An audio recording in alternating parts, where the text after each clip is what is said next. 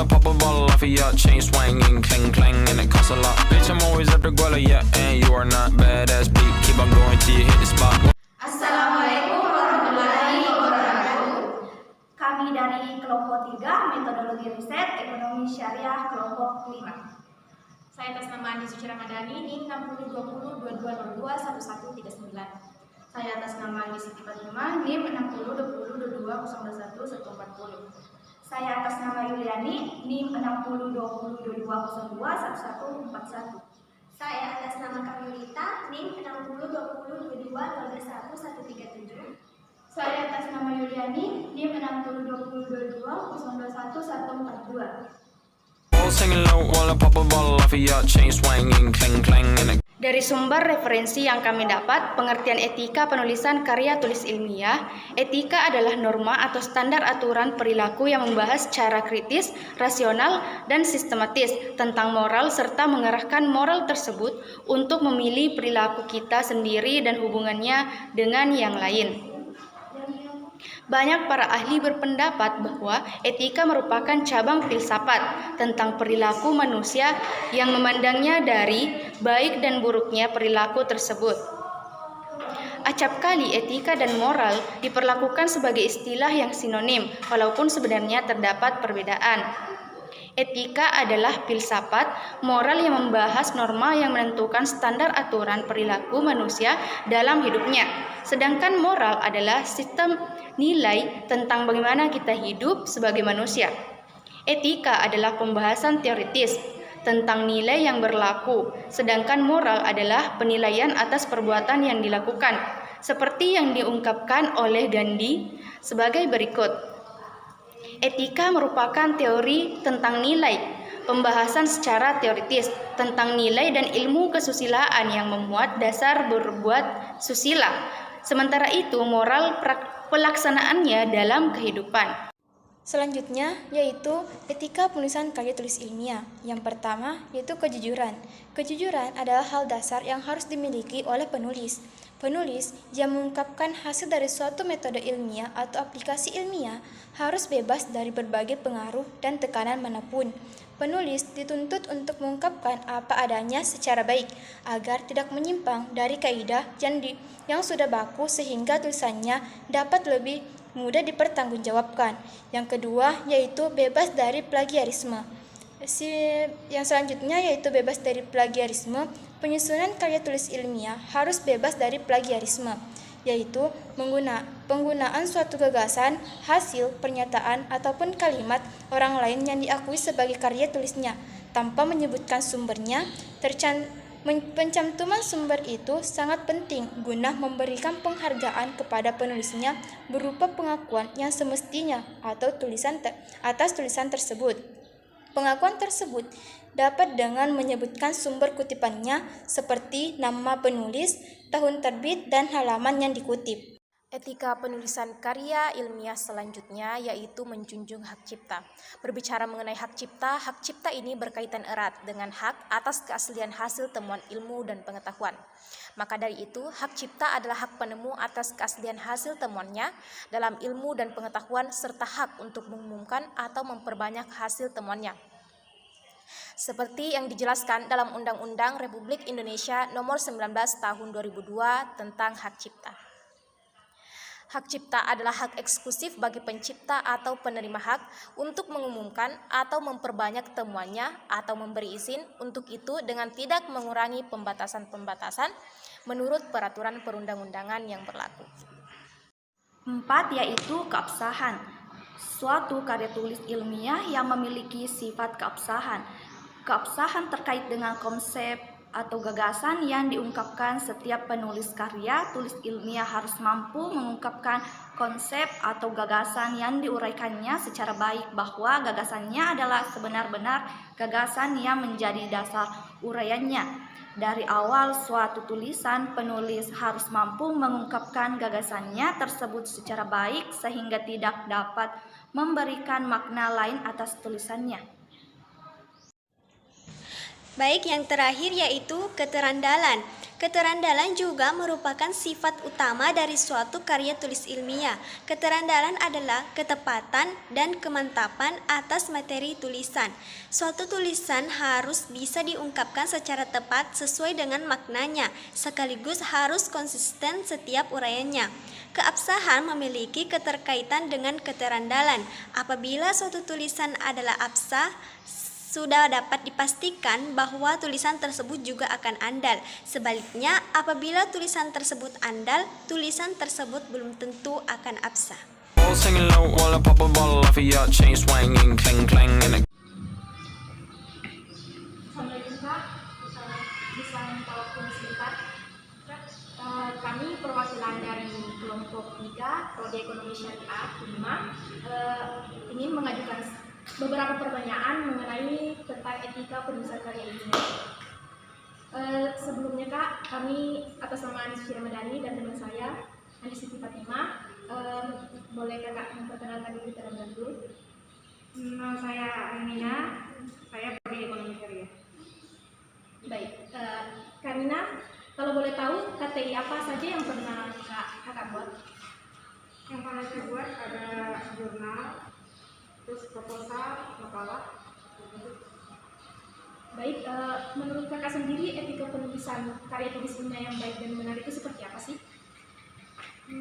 Yang pertama menghindari plagiarisme, terus tentang keabsahan makalah atau karya ilmiah, kejujuran, itu aja.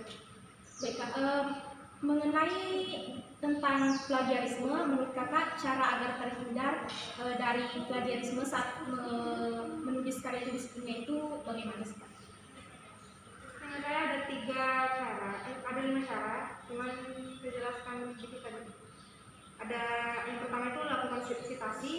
Citasi itu mencatat dari sumber mana kita mengambil dari kalimat yang kita simpan atau masukkan di karyanya.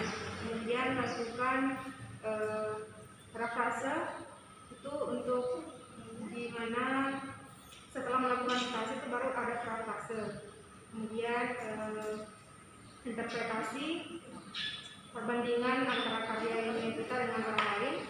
Nah, setelah itu kita juga menggunakan aplikasi plagiarisme untuk mengecek apakah karya ilmiah kita itu sudah terhindar dari plagiat atau belum. Sebagai seorang yang telah membuat makalah dengan proposal dan saat ini sedang menyusun skripsinya, menurut Kakak apakah ada perbedaan etika antara proposal skripsi dengan makalah? Etika karya ilmiah tadi sudah, itu menghindari plagiarisme, sama keabsahan, sama kejujuran. Kalau makalah itu tidak perlu ada plagiarisme, tapi yang jelas kita bisa mempertanggungjawabkan apa yang kita tulis.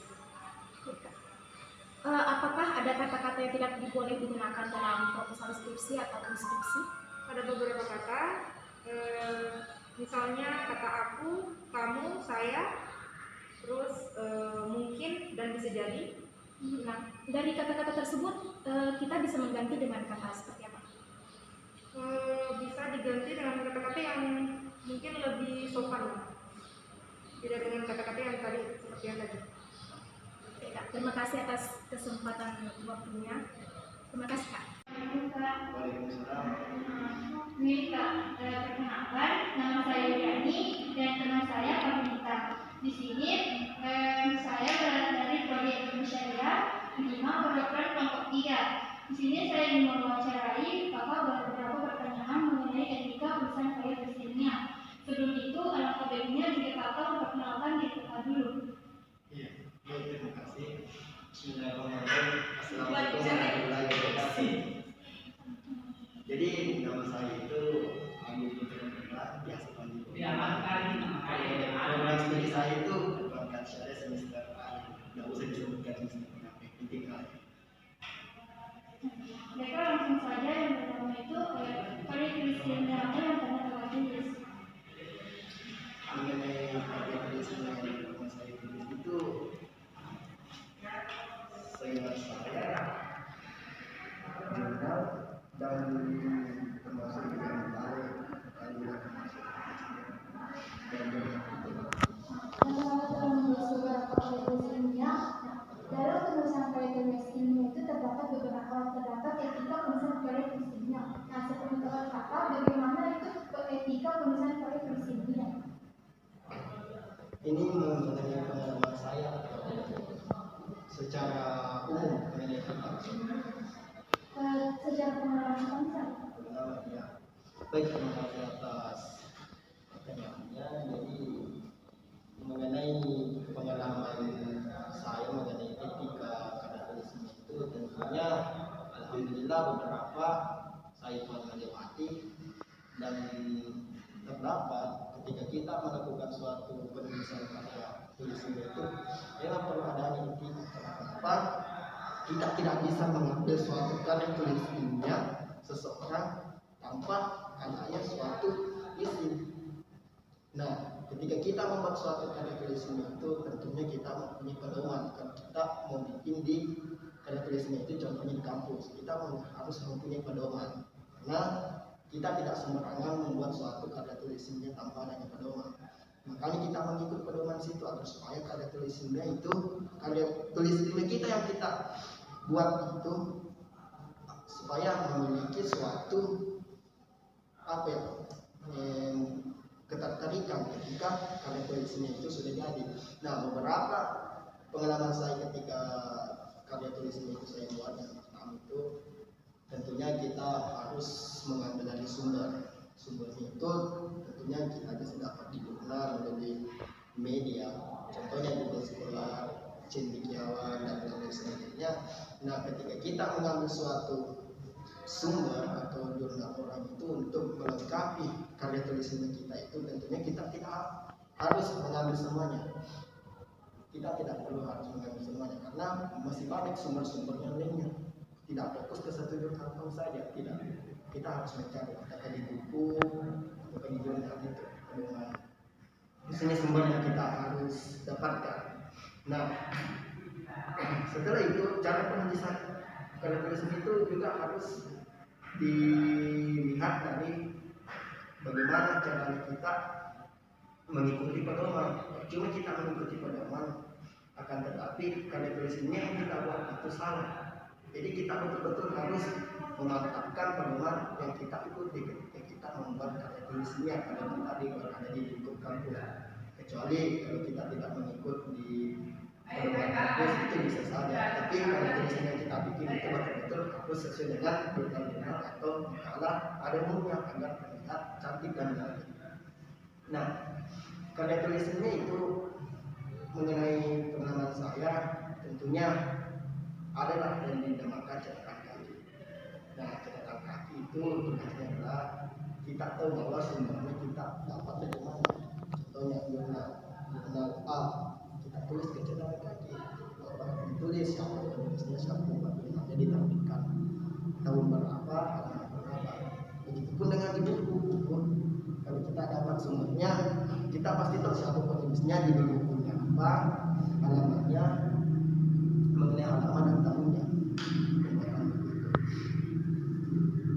Dan beberapa karya tulisan itu tentunya kita perlu memiliki kayak sumber-sumber yang lebih jelas agar supaya ketika karya tulisan kita itu sedang kita lewati, kita jalani, betul-betul itu sangat bermanfaat sekali bagi kita.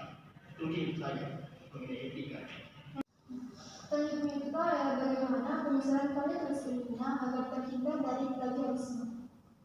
Ya, tentunya kalau kita membuat suatu strategi agar supaya terhindar dari plagiat itu kita juga harus mengikuti pedoman di kampus, khususnya di fakultas kita itu, fakultas PB, kan plagiat itu sudah dianggap kalau tidak salah 40% minimal.